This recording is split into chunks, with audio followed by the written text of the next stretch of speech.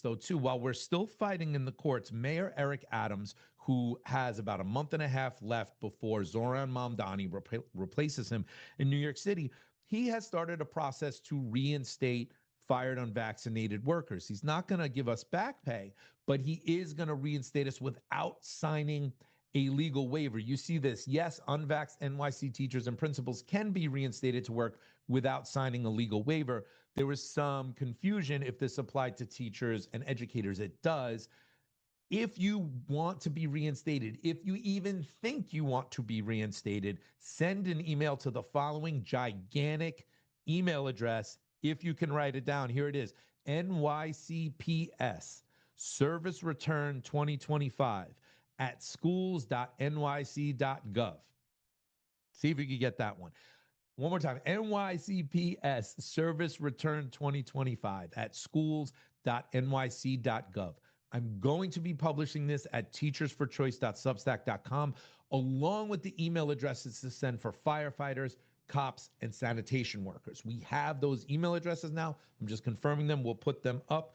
And you can try to get back to your job or near to your job without signing a legal waiver, without ending your lawsuit. While that's not everything that we deserve, it's a major step. And while I have not been the biggest fan of Eric Adams, and he should have done this years ago, thank you, Mayor Adams, for finally doing the right thing. You might end up saving some lives. I mean, I know teachers that are driving Ubers right now. You know, I know kitchen workers in New York City schools that were homeless, that went into the shelter system. So hopefully we can reverse some of that. Now, with this reinstatement process, there was a meeting that New York City held by an administrative branch called DCAS. DCAS is kind of the rule implement. Think of them as the HR for New York City. And when we had this hearing, hundreds of people came on to the hearing. I think nearly 100 people gave testimony at this. I think we have some B-roll of the crazy Brady Bunch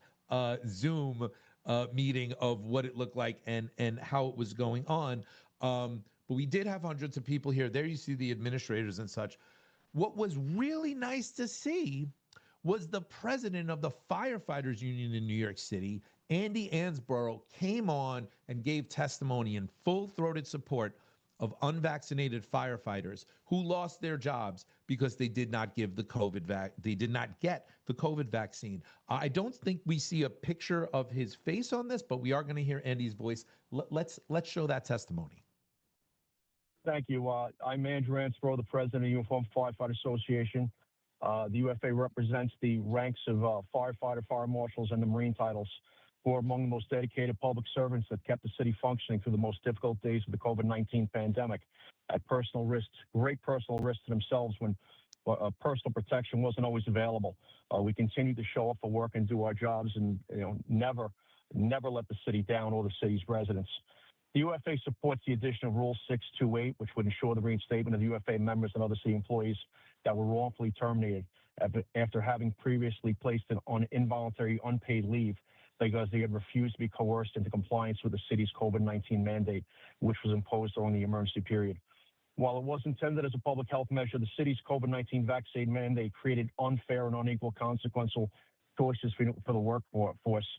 The rapidly imposed vaccine mandate requirement included the threat of a loss of job, which left members little room for individual choices or due process. Many were coerced into getting the shot that they didn't want to get, and many made the choice to unfortunately get terminated. Many of these members served on the front lines as emergency responders for years with unblemished records prior to the pandemic. And for about 18 months prior to the imposition of the vaccine mandate, they continued to serve the city and sacrifice their health and the health and sometimes the lives of their families while fighting against the exposure to the deadly virus. It is these members who were forced to lose their employment for personal or religious convictions and were caught in the city's evolving policy decisions at the time. The addition of Personnel Rule 628 provides an overdue remedy for these affected workers who had their livelihoods disrupted. This rule allowing reinstatement of our members who were dismissed for noncompliance with the COVID vaccine should, however, be accompanied by separate legislation that would ensure the returning employees are made whole, including back pay, lost wages, and the ability to repurchase pension credit for lost service time and salary grades as well. And also, this should be expanded to cover members that took the option to vest out to allow them to come back and members that were forced into early retirement. Many careers that could have been years or decades longer were cut short due to this ruling, due to this mandate. And also, this was not done by the rest of the state or many other places in the country. The state still allowed people to get tested and wear PPE in place of being forced out of work. I believe that a rule allowing reinstatement of all of our members and back pay for these members and back pension credits will strengthen our city's workforce and show that mutual commitment and trust exists between the city and its workers. Thank you for your attention. And thank you so much for bringing this forward. But unfortunately, it's short, but it's a step in the right direction. Thank you. Shout out to Andy Ansbro. Andy Ansbro is a very important man in New York City labor. He heads the UFA, the Firefighters Union, and he took the time to prepare testimony and to come on that call with hundreds of fired unvaccinated workers and to stand with us. God bless you and thank you. I think only one other union head was able to do that, the head of EMS. Where was Michael Mulgrew? Where was the head of the United Federation of Teachers?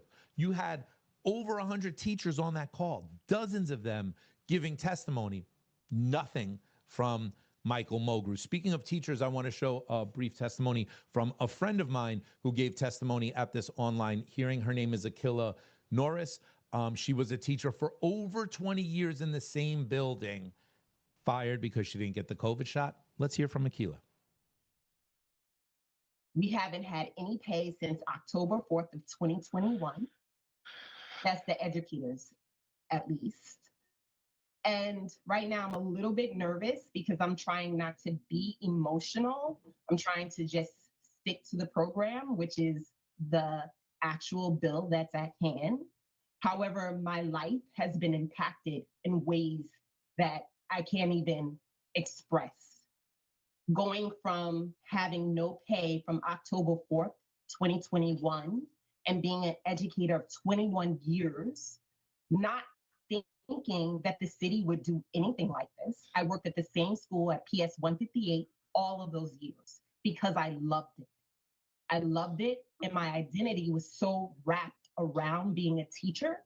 So to be fired for my religious beliefs, which were held throughout my whole career, like it was on record. I didn't vaccinate my children. It wasn't just a COVID thing. It was a life thing. Like this wasn't just the one instance. So being terminated has, of course, impacted my finances. I was the sole provider of my family, caring for my mother because my father did die during COVID. And my mother depended on my income. And I no longer was able to do that. Shout out to Akila. She was on the streets with me. She was in the courtrooms with me. She was at City Hall with me. You know, she's been fighting in this fight for what is right for a long time.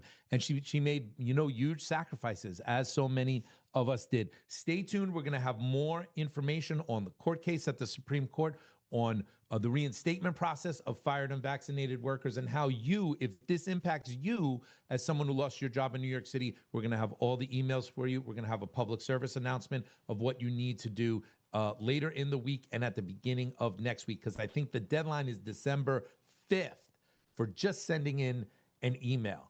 Okay.